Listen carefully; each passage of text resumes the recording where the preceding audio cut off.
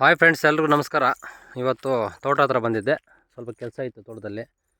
ನೋಡಿ, ಇಲ್ಲಿ ನಮ್ಮ ಕತ್ತಾಳೆಯಲ್ಲಿ ಒಂದು ಗಿಡ ಬಂದಿದೆ. ಇದೆಲ್ಲರೂ ನೋಡೇ ಇರ್ತೀರ.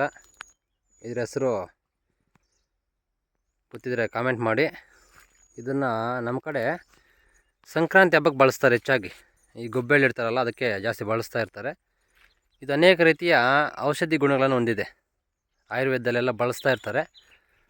ಸೊ ಇದ್ರ ಹೆಸರು ತಂಗೇಡಿ ಅಂತ ಅಥವಾ ತಂಗಡ ಅಂತಲೂ ಸಹ ಕರೀತಾರೆ.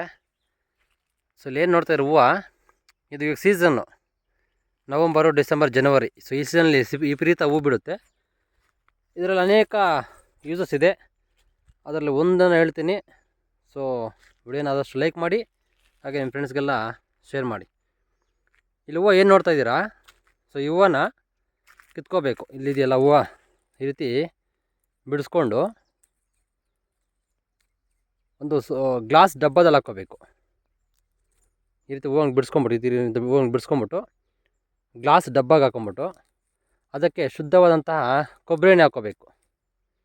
ಇಲ್ಲಿ ಇದ್ರ ರೀತಿ ಬಿಡಿಸ್ಕೊಂಡು ಒಂದು ಡಬ್ಬದಲ್ಲಿ ಹಾಕ್ಕೊಂಡು ಅದಕ್ಕೆ ಶುದ್ಧವಾದಂಥ ಕೊಬ್ಬರಿ ಎಣ್ಣೆ ಹಾಕ್ಕೊಂಡು ಬಿಸಿಲಿಗೆ ಇಡಬೇಕು. ಬಿಸಿಲಿಗೆ ಒಂದು ವಾರ ಬಿಸಿಲಿಗೆ ಇಟ್ಟರೆ ಇದರಲ್ಲಿರುವ ಎಲ್ಲ ಔಷಧಿ ಗುಣಗಳೆಲ್ಲ ಆ ಕೊಬ್ಬರಿ ಎಣ್ಣೆಗೆ ಎಕ್ಸ್ಟ್ರಾಕ್ಟ್ ಆಗುತ್ತೆ.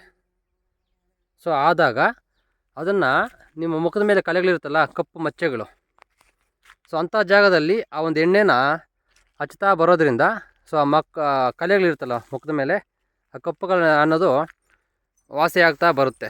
ಸೊ ಆದಷ್ಟು ವಿಡಿಯೋನ ಶೇರ್ ಮಾಡಿ. ಎಲ್ಲ ಕಡೆ ಸಿಗುತ್ತೆ ಹೂವು, ಏನು ಪ್ರಾಬ್ಲಮ್ ಏನಿಲ್ಲ. ದಾರಿ ಪಕ್ಕದಲ್ಲಿ ಬೇಜಾನ್ ಬೆಳೀತಾ ಇರುತ್ತೆ. ಸೊ ಇನ್ನೂ ಇದು ಅನೇಕ ಉಪಯೋಗಗಳಿದೆ. ಸೊ ಮುಂದಿನ ವಿಡಿಯೋದಲ್ಲಿ ಆ ಒಂದು ಉಪಯೋಗಗಳನ್ನ ಹೇಳ್ತೀನಿ. ಸೊ ಆದಷ್ಟು ಚಾನಲ್ಗೆ ಸಬ್ಸ್ಕ್ರೈಬ್ ಮಾಡ್ಕೊಳ್ಳಿ, ಹಾಗೆ ವಿಡಿಯೋಗೆ ಒಂದು ಲೈಕ್ ಮಾಡಿ. ಇದರ ಹೆಸರು ಬಂದು ತಂಗೇಡಿ ಅಂತ. ಇದು ಮಡುವೆಗಳಿಂದ ಬಂದಿರುತ್ತಲ್ಲ ಮಚ್ಚೆಗಳು, ಅಥವಾ ಗಾಯಗಳಿಂದ ಆಗಿರೋ ಮಚ್ಚೆಗಳು, ಬೇರೆ ಯಾವುದೇ ರೀತಿಯ ಕಪ್ಪು ಕಲೆಗಳಿದ್ದರೂ ಸಹ ಇದರಿಂದ ಹೊರಟೋಗುತ್ತೆ. ಟ್ರೈ ಮಾಡಿ, ಏನು ದುಡ್ಡು ಕೊಡೋಂಗಿಲ್ಲ, ಫ್ರೀಯಾಗಿರುತ್ತೆ. ಎಲ್ಲರೂ ಸಹ ಟ್ರೈ ಮಾಡ್ಬೋದು.